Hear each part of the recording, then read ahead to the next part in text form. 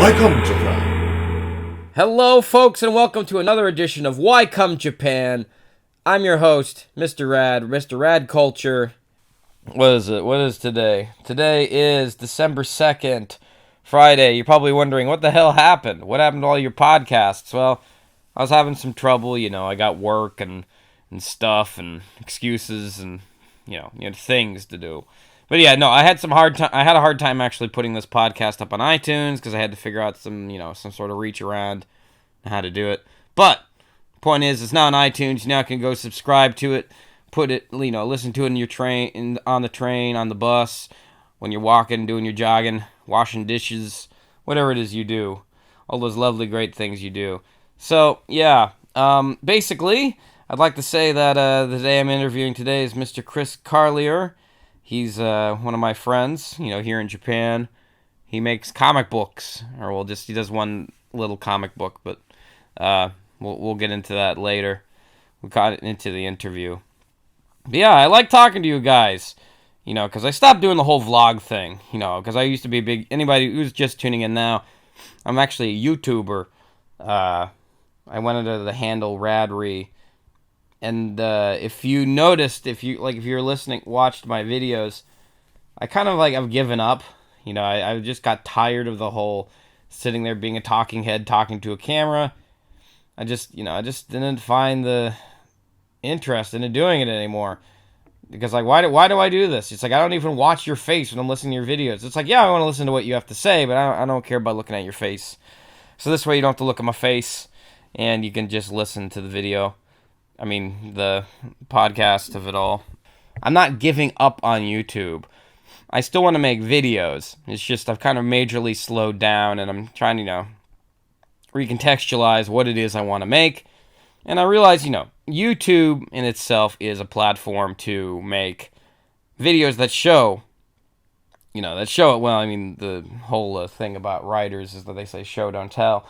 But at the same time, I kind of want to make video essays where I'm explaining things, and you see things on the screen, so it holds your attention, I feel like if you're going to be watching me on vlogs, why are you going to look at my face? You could just call me on the phone or on Skype or something.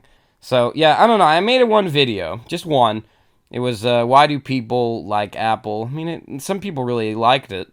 Tico Sam being one of them. I want you to go over there and give it some love if you haven't already, if you're a fan of this podcast. Anyway, enough rambling for me. Now let's just jump into the interview. So you write a little comic. What do you do? Tell us, Chris. What do you do? Yeah, I do comics. I do Little in Japan, which is a web comic I've been in for a couple of years, and I just brought out a book of it. And it's just about not being big in Japan. Well, the saying big in Japan, people come here and they hit it big, and this is about the everyday schlubs living in the suburbs. Yeah, I was obviously a rip on Big in Japan. Yeah. What was the inspiration for it? Was there any, like... Well, I remember, that area, most people do comics, they're suddenly, they're people being, I don't know, with superpowers, or, they're all kind of anime or manga influenced. And there isn't anyone showing the everyday drudgery of existence, which I guess isn't what everyone wants to see, but I thought I'd put the reality out there. Well, yeah, a lot of my friends who follow you and, read the book, they all seem to, say it hits pretty close to home. So. Yeah, I heard it's close to the bone. Yeah, I did one recently, and I realised that everything in it was true, that it had happened to me. I've just nearly finished one, and the guy goes out for a terrible night out in Roppongi, and I realised that everything in it had actually happened to me. And I'm exaggerating it for laughs, but this one I'm making it less bad. I'm softening it. The reality was worse than the actual comic, but it's all based around my own existence, and just stories you hear from friends, and I've been here for years, so how long have you been here? 14 years. Wow. So you've seen Japan change quite a lot since the first Yeah. When I first got here, I didn't have I didn't have internet for 5 years in my house. I had to go and sit at an internet cafe a couple of times a week. And it was nice, actually. You sit in this little kind of booth. It's almost like a cocoon. You got your headphones on. But that was pre-YouTube and pre-iPods and smartphones. Just getting around without Google Maps and that kind of thing was bad. But I've talked to people who were here in the 80s. And that sounds like a whole different kettle of fish. Like, you'd meet a girl in a bar, and then you'd go to phone them, and you have to speak to their mum first in Japanese, saying, "Oh, can I speak to Yuko, please?" And That's crazy. Think about. And you manage to meet somewhere, and it's a nightmare trying to find the place or knowing what trains to get, what time. But there were perks because people had real novelty value then. Like, people would get these awesome jobs that pay through the nose, and people would be buying them drinks in bars just for being a visiting foreigner. Yeah. Some people act like that's still the case, but it definitely isn't anymore. So you'd say everything's really changed. I never really had that experience. Huh. I'm trying to think of what's majorly changed. It's probably me that's changed, not the country itself. Seems less weird now. Yeah. I think if you polled the average person, they would think that I'm weirder than the average Japanese person. I see. That's just my take on things. Yeah, I mean, if I described my average week, it would be not normal. By anyone's standards, probably, but yeah. Well, it seems like that, like all the weird things in Japan, and then when they start to get attention, and people start paying attention, they go away. Yeah. You notice that? Well, now, so say, like, that pen, pineapple, apple, pen viral video thing. Oh, God.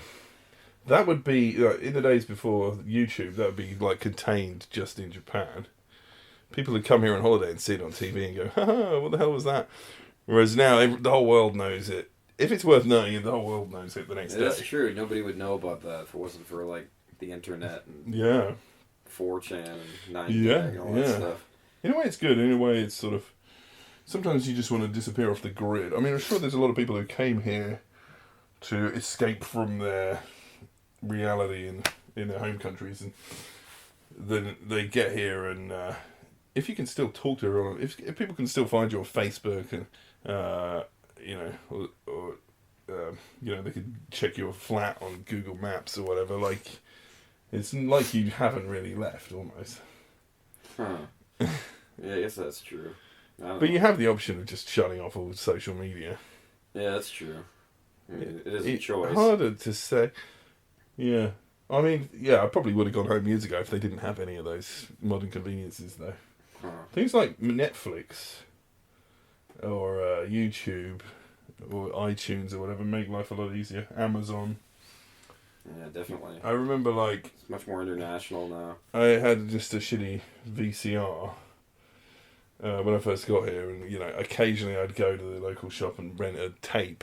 Mm-hmm. And I'd watch a film, that'd be once a month or something. And then I wouldn't watch any TV or films for the whole of the rest of the time. Huh. Well, I mean, going back to your book, I guess we got kind of sidetracked here. Yeah. Now, I've gotten to, 2 of your, what do you call those things? Book fairs? Yeah. Well, thanks for coming. What do you call that? A convention? Comic book conventions, maybe? Those are definitely alternative comic conventions. So Stan Lee's not going to be showing up, but... Right. Oh, when you think comic book conventions, you think cosplay and all that stuff. But there's no cosplayers there or any of that shit. Well, the most recent one is banned. Wait. Oh, really? Yeah, you're not allowed to. It's it's sort of like... Wait, what's banned? Yeah, the one that I went to, the most recent one, it's the Kaigai Manga Fest. Uh-huh. You're not allowed to do cosplay at it. Why? I don't know. I think it's meant to be more of a kind of artsy, alternative, intellectual comic kind of place. Maybe they couldn't tell who was being themselves. Yeah. Being in costume. It's kind of really hard to... cosplay or not. Yeah. My comics aren't very intellectual either. Yeah. Well, I thought of going and cosplay as my own character just for novelty value, which would only require me to put on a fake pair of glasses. So I guess worth mentioning to our listeners out here. So when you're at this last comic book convention, Tokyo Big Sight, right? Mm-hmm. There was like an after party, right? I heard you met a movie star. Yeah. Well, I met a AV porn star briefly. She's like Hitomi Tanaka. Films. Well, apparently, this woman Hitomi Tanaka, she she was there with these French cartoonists who consider her their muse. I talked to you like previous, like when you showed me the picture, and I'm like, yeah, I thought you said it was just one guy, so several. Well, there was a bunch of French people. Weirdly, actually, most of the foreign comics community in Japan are French people. Oh. I'm not sure why, but I think they've been really into anime and manga a lot longer than the States or Britain or Australia or whatever, and so she was with a gang of French cartoonists, one of whom considers her his muse, I think. Okay. But I don't know how the hell that whole thing came about, but I gave her a copy of my book and said, hey, so have a read of this. But she was like, oh, I don't speak English. So it's probably at the bottom of her cat litter tray or something at this point.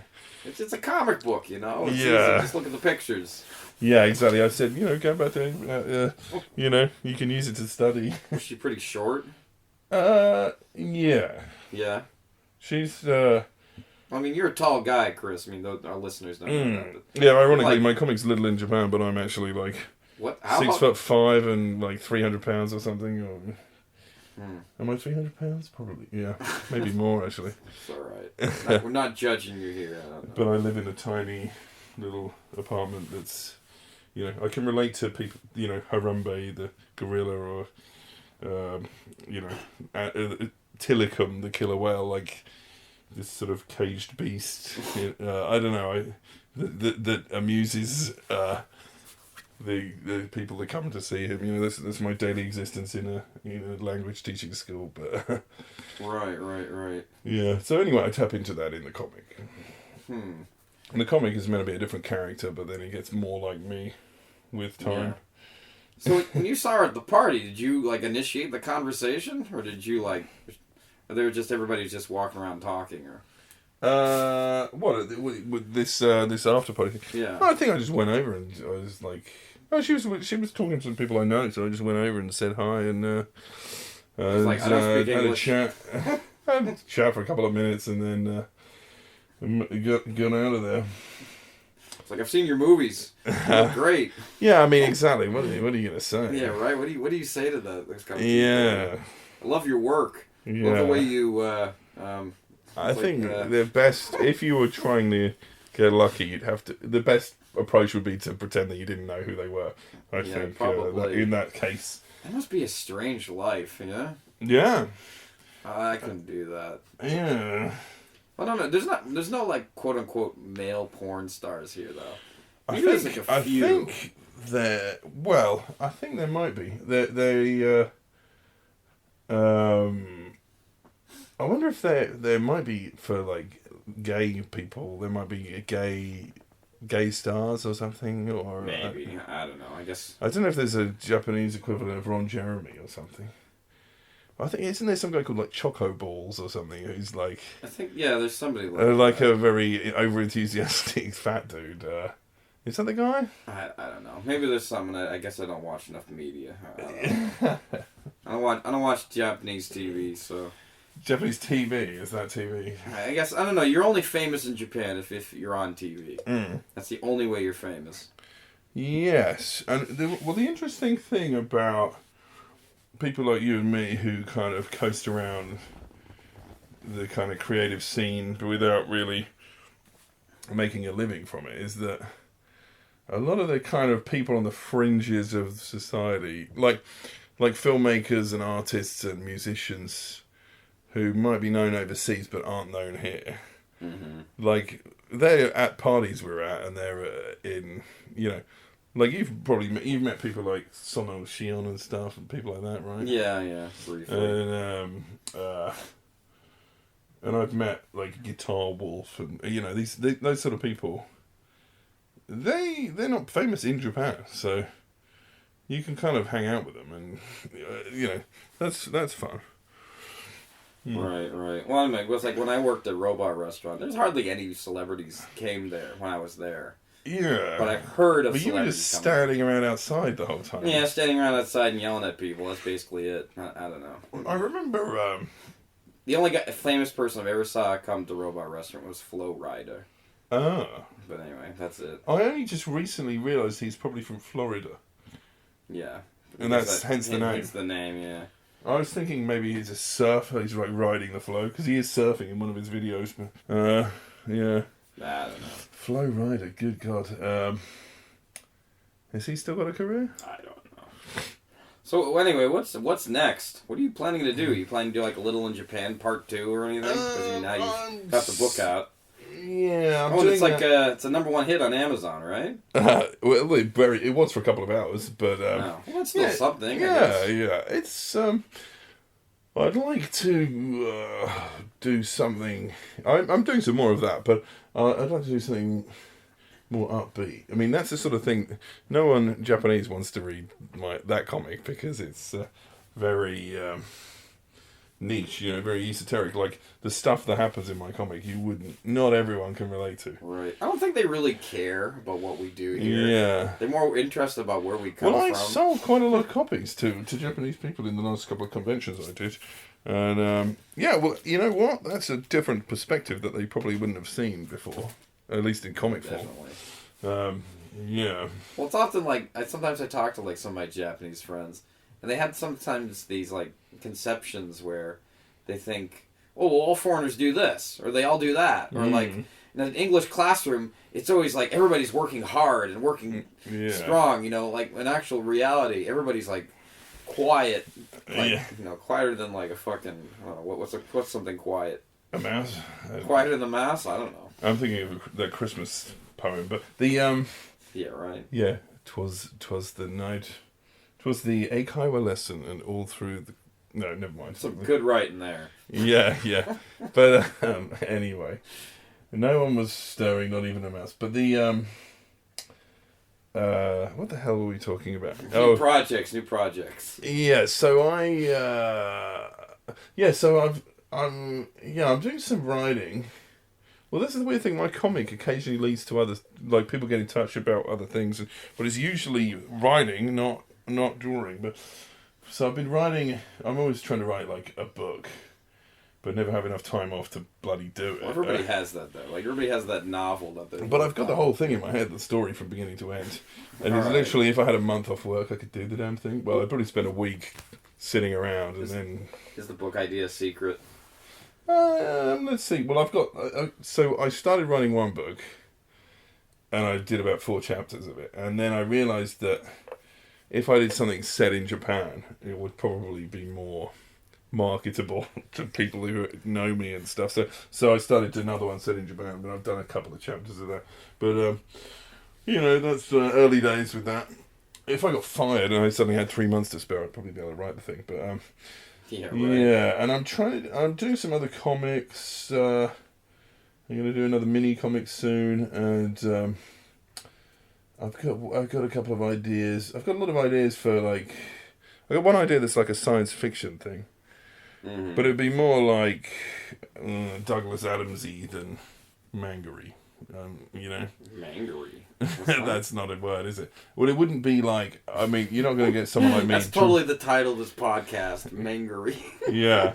I mean, the title of this I can't episode. draw like Ghost in the Shell or Akira, but I could draw something like I don't know, Charlie Brown in the future. But they might actually sell well here. Everybody loves Charlie Brown here. Yeah, even that is hard to do. Well, the lettering is amazing in Charlie Brown, but the Because what is that? Universal? Universal Studios Japan. I think because in America they have like the Simpsons thing. I think. Oh, I think it is. I can't remember, but it's like they have a Simpsons exhibit. Yeah. But they changed it to the whole Snoopy thing because nobody knows what the fuck the Simpsons is. Have you seen the Simpsons in Japanese? Yeah, I've seen a few episodes. And the voices are exactly the same. Are they? The tone of the voices are exactly the same as the characters in the original. It's really weird. Don't know how they do it. I never South noticed. Park, they just change all the jokes so they're less offensive. But you don't really talk to anybody here who says, "Oh, I watched the last episode of South Park." yeah, You know, it's like most of the American media. Or it's like got a bit of a media. following. I liked. There used to be on things like MySpace. Yeah. You could go on like the South Park page, and then you'd find a bunch of Japanese people who were into it, and then you'd meet some cool people like that way. Yeah, I've got like a historical fiction idea that's set in the past. I'm actually going to start something very soon, which would be kind of like a blog about me attempting to make cutesy Japanese stuff. But it'll be like kind of funny. Tongue-in-cheek or something. Yeah, so I'm going to be drawing lots of cutesy characters, but like getting them wrong and having like, you know, they'll have like a nervous breakdown or a... Kind of like Gloomy Bear or something. Yeah, You know something Gloomy like Bear? that. Yeah. Well, that's the sort of thing, you know, yeah, that's kind of interesting. That's a good example of the sort of thing that can be popular in Japan. Like, you can get away with murder if it's cute. Like, Right. so So, I mean, explain to our listeners, what is a Gloomy Bear? it's like a pink teddy bear, but it's got these claws, and it claws people to death, and there's blood everywhere. And, but, you know, like teenage girls have little mascots of Gloomy hanging off their bag. Was that it? I mean, because the story I heard was that it's the story of like a bear with like his claws, but like he has like this friend, and like the Gloomy Bear keeps killing this kid. Oh, it's who the owns same it. friend who gets killed all the time. Yeah, like and then he gets killed, and then like somehow he's brought back to life. I can't remember like the Kenny story. from South Park. Yeah, like Kenny from South Park. That's right? quite funny. Well, And then he kills him again. And but is that still popular? That was popular a few years ago. I don't know if Gloomy it's... Bear? Yeah, he's not so much of a thing anymore. Yeah, things sort of go out of... I wonder if having something like that that's popular for 3 or 4 years, I wonder if that's enough to just set you up for life. Well, then, like, I don't know. How do you explain Hello Kitty? Well, Hello Kitty's weird. Like, because it's almost as if somebody just drew a circle with a couple of dots for eyes, and then that's just mass-produced everywhere, because there's not really a story. Or Well, I guess, yeah, there's no real story, and there's no real, like... It's not as, like... Supposedly, the character is British. It's a Japanese creation, but they've created this cat that's British, apparently. Right. I didn't know that she was meant to be British. Have you ever been to Sanrio Puro Land? No, I Sanrio saw a Puro picture Land. of you where you went there. Yeah. This is bizarre. I'll tell you the weird thing there. It's like, for anyone who doesn't know, it's like a Hello Kitty land, but they've got a shrine in there to Hello Kitty, an actual shrine where you can worship Hello Kitty. Okay. And you can get married in there.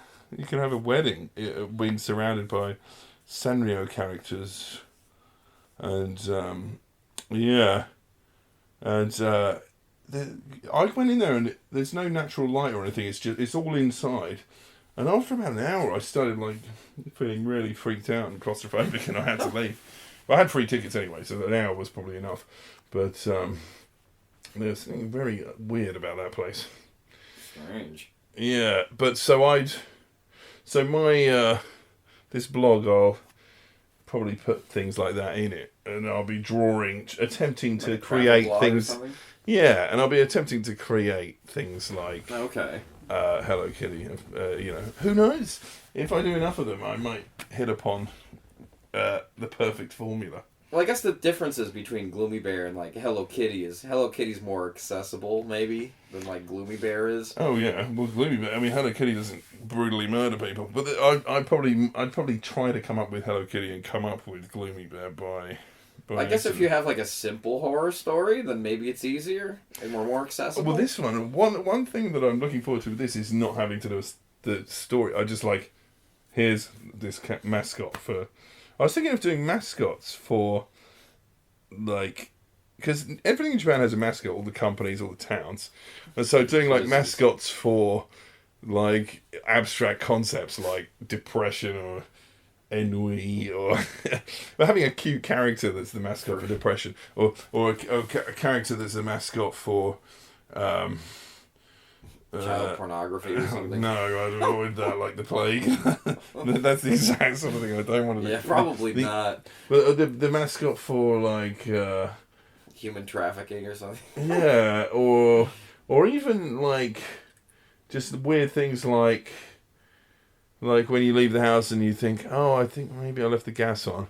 And then you go back to check that the gas is off. Like, a mascot for that. Like, because literally everything has a mascot. You have to find increasingly obscure things to have mascots for. What would be the most obscure thing to make a mascot for? Like, something that definitely does not need a How mascot. about that, you know, the end of shoelaces, you got like the plastic thing that goes around the end of the shoelace. Yeah.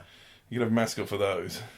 Okay. Or a mascot for when you, I don't know. Like when forgetting to flush the toilet or something? Yeah, like, when you're the taking handle? a dump and you think you finished and you've already wiped your ass and then you realise that you hadn't quite finished. Like, a mascot for that. Right. But then, how do you convey that in the form of a mascot? Therein lies the challenge. I bought a book once about how to make a mascot. I could loan it to you or something. Oh, cool. It's all in Japanese, though. Well, weirdly, I've done so much stuff vaguely related to this, unintentionally, that, I've got a bit of got plenty of ground to cover. I wouldn't mind reading that, though. That sounds good. The guy, I went to an exhibition recently, Takashi Murakami. Did you go to that one? No, I didn't go to it. And I remember he had another exhibition years ago in London, and I went to it, and I hadn't put two and two together. And he had some character, it was like a mouse or something. Mm-hmm.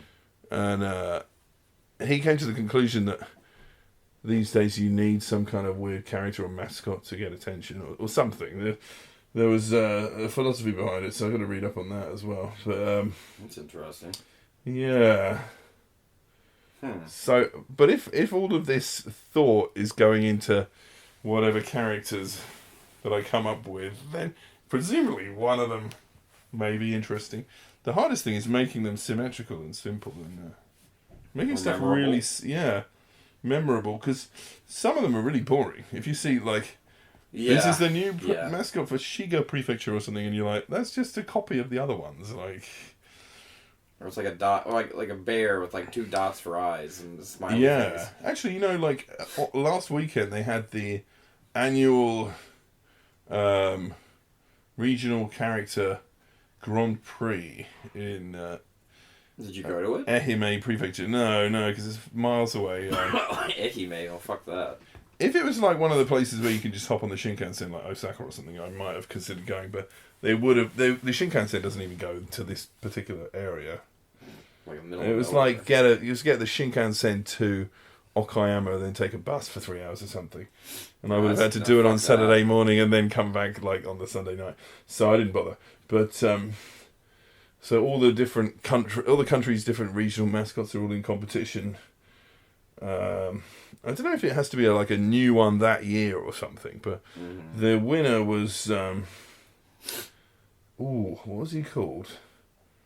I can't even remember. Fuckface. No. Something Coon. Coon. What about narrows it down? It's like Shiba Coon or something, and he's looks a bit like Monchichi. But it's quite good because it's got moving eyebrows, so it suddenly looks angry or sad, and then its hat looks like a bowl of ramen noodles. I don't know if it's a blonde curly wig or a bowl of noodles. And I'm surprised it was both. No. Yeah, I don't know, but you take the hat off and it takes its hat off, and so sometimes it's just this bald kind of weird brown thing. So I think you should do something obscure, like something strange. Yeah, well, I probably will. I'm going to draw. I'm going to build up a litany of characters, and then see which ones look the best, and then maybe even make the costume eventually. And then it'd be quite funny to gate crash events like that as a costume. I was even thinking of making a mascot for the to represent the foreign community of Japan. That'd be a good idea. And then have this sort of multicultural mascot that shows up at food festivals in Yogi Park and stuff.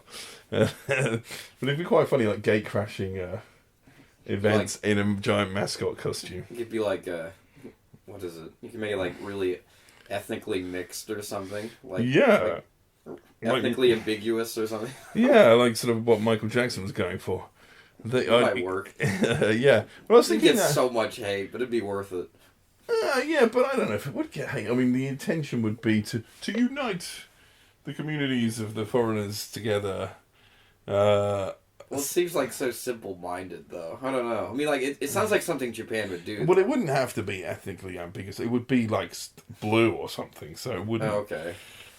I was thinking of getting all the different flags, so you'd be like, okay, you got the red, white and blue from the USA and the UK and Australia, New Zealand... France. Yeah, Italy. And then mix all those together, so you'd have, like, a sort of light purple. It'd be like violet or something. You got some more white and red for Japan and Canada. Yeah. You got some black and yellow from Germany and Spain. Whatever, like mix them all together. See what you end up with. Right. I don't even know what colour it would be. Alright. It would probably be a purplish brown. There aren't many mascots that are a purplish brown colour, are there? I guess not. That's a starting point. Yeah, it would. If I'm in the costume, it would be the biggest one. All right. But that's a funny thing. Like, if you've got this like nice festival of regional mascot characters, and then this giant lumbering, discoloured freak character shows up, like Grimace or something. That really is representing the foreign community in Japan, because that's kind of how people react to it, to foreigners in Japan anyway, right? So. You know Grimace, right? Yeah. It'd be like that or something? Like a big purple man or something? Maybe. That's probably, I'd probably intend for it to look better than that and end up making that. You should give him like a backstory. What the hell is Grimace anyway? I have no idea. He's like a stale apple pie. Maybe he's like an apple pie that got stale. I don't know. And, yeah. You heard about like how, did I tell you about this? About how McDonald's is trying to like make their, like the Hamburglar and Ronald McDonald and what's that, Wendy the duck or something, and they're trying to make them look Wendy edgy. the duck is new to me. No, edgy. Yeah, they're trying to make them edgy, kind of like how a hamburger's like an actual burglar, like breaks into the house and does a turd in the sink. Right. Well, or he has like tattoos on him, like you know the Joker from the new Suicide Squad. Oh, really? So they got the Suicide Squad version of. The McDonald's character. I don't know if that's... I mean, you can look it up on the internet. That has it. But I mean, like, they should have a Mayor tattoo. McCheese is like... what's the Canadian mayor that was just taking crack and stuff? Oh, Rob Ford? Yeah, like Mayor McCheese is that kind of mayor. Didn't he die? Yeah, he died. And he looked a lot like Chris Farley, and Chris Farley died, and I couldn't remember if Rob Ford had actually died himself. Now, Mayor McCheese, I was thinking, like... if his name happened to be McCheese, and then he kind of somehow got mixed up with the whole McDonald's crowd as a result of having the name McCheese, or if I don't know if that I don't know how that's gonna stretch, but so you got Mayor McCheese. Who is the other burger-headed character? I don't remember. I don't remember the McDonald's cinematic universe, you know. Yeah. They had like those like, what are those things along with the long stringy hair and the glasses and everything? Oh yeah. Do you know what I'm talking about? I do know those. Yeah, they were quite cool. You know what? You know, the only time I ever see these characters, you go to McDonald's, which I don't do very often these days, but the kids' high chair has a picture of all the characters. And those kids' high chairs, I swear, they don't look like they've been changed in 20 years. Like, yeah, right. Every time I see one, the picture is like kind of nostalgic. I'm like, and it seems to be covered in this like brown film of like, McDonald's juice that's been there for decades. Well, most of Japan, I mean, we could relatively say that Japan's like 10 years behind the rest of the world, couldn't you? But I mean, anywhere in the world, they seem to have those high chairs in a McDonald's. Yeah, it's true. Yeah. I suppose, just thinking about these characters, it's all research for, So I'm basically, I'll do a blog writing about this sort of shit and drawing characters. Like I'll come up with a character for like Moss Burger or something, which is like the Japanese hamburger chain, because they don't seem to have a character. How would you even begin to like sell those to them though? Well, that's the thing. You know, you got to know who the knows? guy like know someone who's involved. You know, or no, maybe invent the character and approach them saying, "I've come up with Moss-chan. Here's my character." Yeah, his name is Mossy. Yeah, he could be a moth. Yeah. Moth. I don't think people want to think about moths when they're eating burgers, though. Do you know Moss Burger stands for Mountain Ocean Sun Burger? What? Yeah. Really? Yeah. I did not know that. I was waiting for a burger once and had a little booklet. I looked and it said that in there, yeah. Wait, why? Why is it Mountain Ocean Sun Burger? Yes. And they also had... It's random. Yeah, and they had... once I had a job proofreading and I had to proofread a letter from the CEO of Moss Burger to Beyonce, who was she'd said on TV or something that she liked Moss Burger when she was in Japan, and the letter was something like, "I have enclosed several coupons so that you can get free burgers in Moss Burger," and I was like, she's not going to give a shit about this.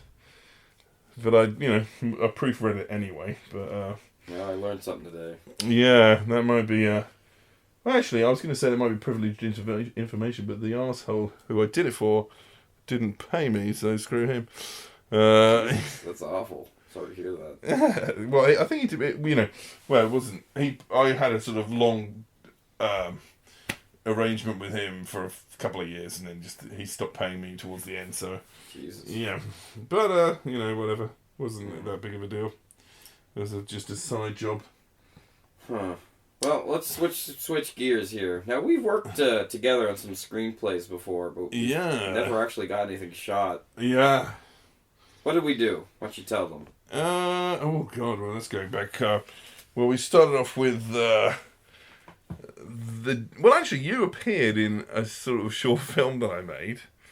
Oh, right, it was sort of hastily thrown together. What was that called again? Well, I edited... Well, it was meant to be one thing, and I ended up editing it into some fake trailer that's now on YouTube. It's... I can't remember. I made it look like some B-movie where the women of Japan are starting to kill guys, and it's like this feminist uprising, and it was like Land of the... Uprising Daughter or something. It's too long. Yeah, it was a very laboured pun, but yeah, you were in that briefly, getting killed. But then we... Is it still on YouTube? I think so, yeah. Okay. Yeah, look out for it, yeah. I'll try to link our guests here. Yeah, they can see you in it. I'm in it. I'm reluctantly. I wasn't meant to be in it, and the person who's supposed to be acting didn't show up, so I had to act in it myself. The yeah, God, I mean, that's part of the reason I do comics is shit like that. Just waiting for people to come up and then yeah, I can just sit in a room and draw everything by myself now. But yeah. Yeah, I mean, I guess that's kind of how I met you, really, too. You posted some form on Facebook about it or something. Yeah, I was like maybe one of the only people, or maybe there's other people, I don't know. Couple of people interested. Yeah. It was not, with hindsight, the thing I wrote something, then advertised to get people involved, and then none of the people who fit the description of any of the characters I'd written replied, so I just ended up throwing something together because I had the camera and the people available, and it was fun anyway, a little project. But yeah, and then we wrote the dinner party. Was it the dinner table? The dinner table, which I still want to make. I still eventually will make. Well, the things that we've written are very kind of explosive and like the original Evil Dead, like lots of splatter effects and kinetic camera work. There's no story to the dinner table, really. Nothing like that. But I think we originally conceived it like, hey, we'll have some people talking at a dinner table. We can just shoot that next week. And then by the time we finished it, there's like exploding heads and all sorts of weird shit going on. But yeah. I mean, I'd like to see it. I'd like to see that. I'll get around to it at some point. I don't know. I still feel like it needs a story. It's sort of like Because, I mean, basically, if you read it, it's just basically a movie that says, hey, this is what I can do. But if you think about it, none of us can really do any of that. We don't really have any, like... Well, that's why it'd be better to just write, start with a story and then make that. Yeah, exactly. Leave out the stuff that you can't do. It's easy to just look around. It's like, if I make any short films anytime soon, I'll just be like, right, who do I know who can act? What are the locations I have? And then just throw something together. Yeah. That way. That's the only way anything gets made, really, these days. That's true. Unless you've got, like, a rich uncle or something, or an inheritance, Maybe we can pal up to Ivanka Trump when she becomes the ambassador to Japan. Yeah, let's hope so. Hang out in the Trump room in Shibuya until she presents herself there. So wait, where are there Trump towers? There's one in, like, Korea, right? Is there? There's one in Canada. They changed the name already. Well, there's one in Canada. Yeah. Let's not talk about Trump anyway, because it might date this, because... He might be impeached or something. Oh, no, I'm just tired of the whole topic, No, I completely part of the understand. Part of the reason I'm doing some webcomic blog thing about cutesy Japanese characters is because so many grim and dark and depressing things have happened this year. My current comic kind of adds to that. What's that? My current comics kind of add to that. They're about quite depressing subjects. And well, you're from England, though. Aren't, like, most things from England pretty depressing? Yeah, kind of. Well, you know what, though? Like, a lot of kids' stuff is from England. Like Harry Potter and all that? Yeah, but also, like, Peter Pan, Alice in Wonderland, Thomas the Tank Engine, Peter Rabbit, Winnie the Pooh. Is Watership Down from England? Yeah, okay, well, that is depressing. Yeah, that one's depressing. I like that. I do like... I haven't seen that in ages. Kids' cartoons which are depressing. That's one of my What's interests. his name? He's not British, but Don Bluth. You know Don Bluth? They're quite depressing. But like, they're like emotionally traumatizing when you're a child. But at least I read somewhere or I think I saw somewhere, I read some, I don't the hell remember, but like Don Bluth used to say, like, you can put the most traumatizing stuff in a movie for kids as long as it just has a happy ending. That's all you need. Yeah, that's probably true. Like, Watership Down is brutal. Like, all these rabbits being, like, torn apart by foxes and run over by cars and things. But a handful of them have a happy ending. Have you seen The Plague Dogs? No. By the same director. No. And that's really depressing. It's about two dogs in a vivisection clinic. And they're having, like, their brains experimented on and stuff. And they escape, but they've been infected with the plague as part of a science experiment. So they're running around and, like, everyone's trying to find them before they infect people. And some guy runs over and tries to shoot them. When the dog jumps up and it's, like, its foot, like, pushes the trigger of the gun and it blows the guy's face off. This is in a children's film. Why would you want to make something so depressing? I don't know. I kind of liked it. I guess like, and the ending is really bleak, but I won't spoil it in case anyone wants to watch it. But have you seen When the Wind Blows? Sounds familiar. It's an animation about this kind of cute old couple. It's by the guy who made The Snowman, the animation The Snowman. Oh yeah, I like that one. And this one, it's this old couple living in the countryside, and it was made in the 80s during the when everyone was afraid about nuclear meltdown, nuclear war, Oh, okay. And somebody drops a bomb, and they've got like this guidebook on how to survive, and like, oh, it says here we need to hide under a mattress, and we need to do this and that, and they're slowly dying of radiation poisoning. They're trying these kind of really, like, pathetically ineffectual ways to protect themselves. Like, they're like this nice, naive old couple, and they just are not equipped to deal with that situation. But anyway, that's a really depressing kids cartoon. Huh. But you see, I'm showing signs of what's going to happen when I make these cutesy characters I'm trying to make. Is that things probably won't end well for them.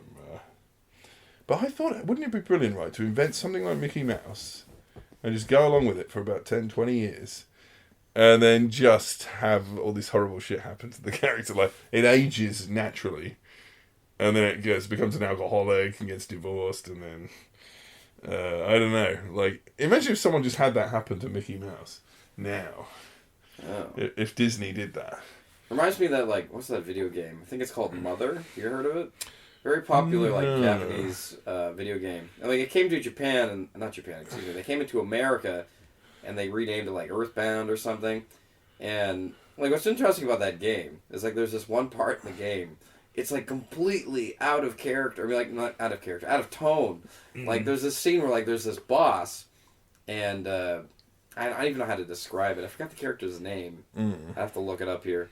But basically what it is, they asked the creator, like, what was that part of the game? Like, it totally does not fit the rest of the tone. He says, I don't know, as a kid, I saw this abortion happen in, in a hospital or something, and it really freaked me out. Witnessed it. Oh, my God. Or something like that. I can't remember. It was something about dead children or something. And, Jeez. And, like, he throws that in the game just randomly. And it's like, this is what my life was like growing up. Well, I love that's why a lot of Japanese stuff's cool, because they don't follow the same rules as us when they're making narrative fiction. Well, now everyone's read all these screenplay books, and how to everyone's got to have a 3-act structure with a beginning, a middle, and an end, and you don't suddenly have a random abortion scene with no explanation happen, like, in the middle of the film. I mean, this was a video game, so... Or a video game, yeah. Like, but I like that they don't... Like, Asian cinema in general is still really unpredictable. Like, if you watch a romantic comedy from Hollywood, you know within about 3 minutes exactly what's going to happen the whole way through. Mm-hmm. Yeah. Whereas something like Audition is a movie which is like a romantic comedy for about 45 minutes, and then, like, loads of weird, twisted, sick stuff happens. Yeah, I'd like somebody to explain that movie to me. I saw that in the cinema in London. Yeah. In about 2001 or something. Oh, really? And it was, like, before it had been officially released, and it was part of a horror festival. I bought a ticket and went in, and there was an allocated seat, and they sat me down. I was in the middle of the theatre, and another guy comes in, and they put him next to me. And he comes in and sits right next to me, and then no one else comes in for about 10 minutes. And then a trickle of people, like 10 more people or something, come in right at the end. And then someone comes out and gives a warning, like saying, this hasn't been certified yet, and it's quite a controversial film. I thought, oh, this is exciting. But the whole film was a bit weird, because I'm sitting directly next to some random guy in a mostly empty cinema. Huh. Yeah, I kind of miss those days. Like, sometimes I'd go to, like, the movies in, like, the U.S., and, like, I'd be, like, the only person in there, and I'd love it, Like, in Japan, it's like, there's always going to be something. That's happened to me a few times. Oh, not necessarily. I used to have Monday off, and in a lot of the cinemas, like the independent, smaller cinemas, Monday's Man's Day. So if you're a man, it's half price. Wednesday is Women's Day, which is quite well known, but the Man's Day thing's not so well known. And there used to be this weird cinema called Theatre N, and they'd show old films like Dawn of the Dead or Texas Chainsaw Massacre. And I'd go there, and quite often there'd be 3 people in there. Mm-hmm. Now, I did see one film, and I was the only person in the cinema for the whole film, and I can't remember what it was. Must not have been that very good if you don't remember what it was. I don't remember which film. I remember seeing Anaconda with one friend, and we were the only people in the cinema.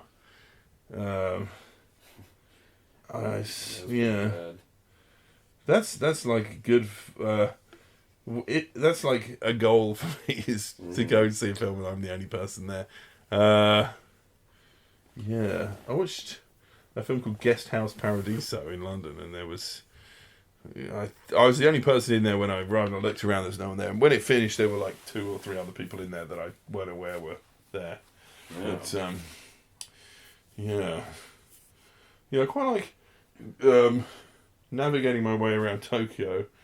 It's one of the busiest cities in the world, and finding like dead, empty spaces. Like, going to see a movie with no one in it in Tokyo on a weekend is an achievement. Yeah, right. You have to go to like weekday matinee, really, to pull that off. Although, I went to the business district this weekend, and there was, it was quite dead around there. Yeah. I went to a bar and it was closed, and it was like 11 p.m. and I was like, what is going on? Very strange, yeah. I don't know. I mean, one of the things, so you do a lot of writing about Japan. I don't know, personally, like, when I, like, write screenplays or write my own kind of stuff, I find it kind of hard not to write about Japan without sounding, like, the least bit condescending. You ever feel that way? Yeah, well, so what I do is, I always have the main character, like my comics, for example, the main character is kind of such a loser, and all this bad shit happens to him all the time, that you can kind of get away with him moaning and bitching about stuff, because he gets his comeuppance at the end. So it's always like kind of a negative ending at the end? Yeah, always, yeah. Okay, I guess I really thought about it. I don't know. Well, but also if anyone who checks like my Twitter or knows me, is that I'm not a very negative person. I'm quite sort of upbeat, but I pour all my negative feelings into my creative projects. Well, it's good that I don't emphasize with the character too much. Otherwise, I'd just feel awful. Empathize? Yeah, you mean mine? Yeah, you're Little in Japan. Yeah, character. a lot of people do though. I get a lot of emails from people who are like living in Kyushu, and they got into a bad marriage, and they got 3 kids, and they have to work in a small eikaiwa, and their lives are horrific, but so they really relate to my comic. See, like, people read my comic and they're like, oh, that guy should win the lottery, or that guy should polls. Or he should read too much political he should fall in love, or no, I was going to say win the pools, which is like a obscure like way of winning money in the UK, but that nobody talks about anymore. It used to be a thing people talked about when I was a kid, like winning the pools. Like you win, I can't even remember what it is, something to do with the football, but anyway, people say, oh, this guy, he should, fall in love, or he should become a millionaire, and I'm like, no, I think he'll get someone he hates pregnant, and then get in a terrible, like, it'll get worse each time. Right. Maybe. But I guess, you could go really to dark places with that comic if you wanted to. Well, it kind of is pretty dark already. Like, even darker than that. Yeah, I know, yeah. That's very tempting. I don't know if anyone would buy it or read it if I went too bad. Maybe that's when people read it and they're like, this is when it got good. Well, I've reached a point now where people who used to be not interested in it when they first arrived, because I've been doing it since about 2010 actually, and people who they're new in town, they read it and I don't like that, and then now they've been in like 5 years or something, they read it and they're like, oh shit, I can relate to this. This is like my own life, like a lot. So that's been rewarding for me, is people who noticing that they go through the same thing. Yeah, but then I can't keep doing a comic that's only appeals to like jaded people who've lived in Japan for too long and they're miserably unhappy. But I who knows? I might come up with. I've got so many stories in my head that I want to write, and I suppose I could just crowbar them into my comic, and some of them might involve good things happening to the character. Okay, well, I guess that kind of brings me to my last question here. Yeah. I don't know. Like, people in general. Like, I read like some book one. I think it was a book you loaned me. Like, which lie do I tell? I need to get back to you. Oh the script writing, William Goldman. William Goldman, yeah. Yeah. He said something about like how when you're writing a movie, like one of the things people like to see in it is like how to. Yeah. So I guess, that's true. I guess my question here is just like, I can tell like a lot of pre-writing goes into those Little in Japan stories. Like, would you care to like tell us your process about how you? Well, you know what, like one of the advantages of comics is that they take ages to do. So I'll come up with a story with a beginning, a middle, and an end, and I'll hastily sketch them out with like stickmen on a couple of pieces of paper. I think some guy called Harvey Kurtzman patented that technique. Oh, Harvey Picar? No, Harvey Kurtzman. But then Harvey Picar did that as well, actually. You know, he wrote American Splendor, but he would just do a stickman comic strip and hand it to the person he wanted to draw the strip. And so a couple of people have compared my comics to him, actually, which is a compliment. No, Harvey Picar and Crumb, actually. But, yeah, I get compared to weird things that I'm not expecting. But I'm happy to invite any of those kind of comparisons. Although I might look bad by comparison. Like Fred Flintstone or something? That would be weird. That's the sort of thing I wouldn't mind coming up with, though, the Flintstones. But, no, I mean, I don't know. Somebody described me to you once. They said, he's like, kind of looks like Fred Flintstone. Oh, God. That's interesting. I actually got talked into dressing as Fred Flintstone. I actually got talked into wearing some kind of leopard skin thing, like whatever the hell he's wearing. At some kind of rockabilly show, and I had to arm wrestle a dwarf on stage. Okay. This was a few years ago. Basically, I had to arm wrestle various people and win. Mm-hmm. It's almost this staged thing, and then this dwarf would come up, and then he beats me. Oh, okay. Now that was a weird thing. What the hell were we talking about? Oh, yeah, the process, my process. Process of making Little in Japan. Here we got sidetracked. Now, this is the weird thing. I'm writing comics about a depressed guy teaching English, and then in my reality, I'm arm wrestling dwarves on stage. So my reality is quite different to the character. But anyway, but the thing is, I'll start drawing it, and then I'm sitting there for hours drawing, and then by the time you get to the punchline, you've come up with a way better idea than you started with, because you got all that time. So, and a lot of it is I'll be halfway through one, and I'm like, oh shit, and I think of a better ending. Whereas if I was working much faster, the quality, the writing quality, would be lower. So basically, it starts off like stick figures, and then you draw all that. And then I draw it by hand, and then I scan it in, and then I do a little bit of colouring on Photoshop, and then stick it online. Oh, to be honest, though, I mean, I might start exclusively doing print stuff, because I'm kind of getting interested in doing longer and longer stories. Mm-hmm. And then if I'm coming up with something that's like comic book length and then just releasing it online for free all the time, it's not a practical way of doing things. Yeah, right. Yeah. Okay. But unless I come up with something where I can do much shorter stuff that I can put online. Yeah. Yeah. All right then. Well then, anything you want to say before we go? Yeah, just buy my comic. It's on Amazon. Chris Carlier, Little in Japan. Yeah. Should we follow you on Twitter? Yeah, on there at PubGoblin. At PubGoblin, one of those names I came up with years ago. Now Is there a story behind this?